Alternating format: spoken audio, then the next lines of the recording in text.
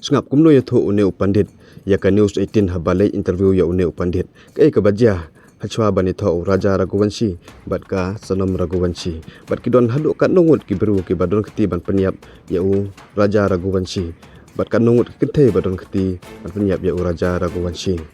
Kat kum kene video bala keren jong ni pandit la syai kedar ba ki bahaying hasem jong ka Sonam Raghuvanshi ru kitip bakas Sonam Raghuvanshi kadang im. Depelok sama pan page kene video do ban kut kenang ma pinyo ba jing tip ki bak kambania ka ka bajia kata por. Depelok haden ka jingjia ba sya penyap jong Raja Raghuvanshi bat ka Sonam Raghuvanshi ka badai ka tengah jong Raja Raghuvanshi ka la ja arngai ki bahaying hasem jong ka Sonam Raghuvanshi ka le chau ni pandit ban pha page ka bajia ya ka Sonam hatu ka Sonam kadang im ne ka la yang. Kadon che ka Sonam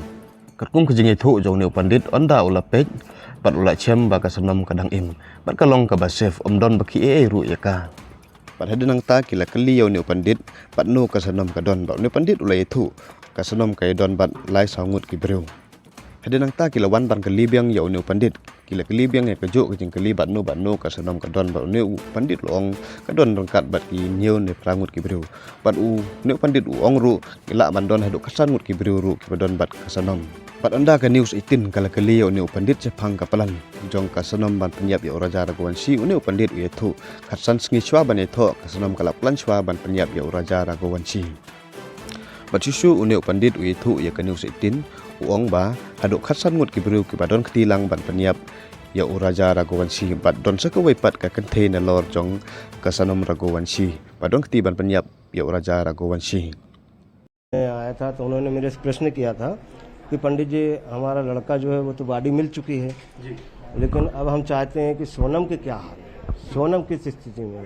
तब हमने इनको बोला कि मैं थोड़ा सर्च करूंगा इस प्रश्न कुंडली को बना करके, और मैंने सर्च किया तब उसमें ये लिखा कि सोनम अभी सुरक्षित है, उसका कुछ भी नहीं हुआ है। फिर इन्होंने पूछा कि पंडित जी इसमें कौन कौन अवेलेबल है, कौन कौन इनका साथ है। तब मैंने बोला कि भाई 3 से 4 लोग आ रहे हैं इसमें, 8 से 10 लोग के बीच में इसमें अवेलेबल है, 15 भी हो सकते हैं। कोई भी और भी महिला है? हाँ एक और है, उसकी साजिश है साथ में मिली हुई है वो भी। मतलब 2 महिला? हाँ 2। एक तो सोनम हो गई, इसके अलावा एक और कोई महिला है जो शामिल है, ये बड़ी बात कह रहे हैं आप इसमें। हत्या की साजिश ये इनका 15 दिन पहले ही इनका हो चुका था, शादी से पहले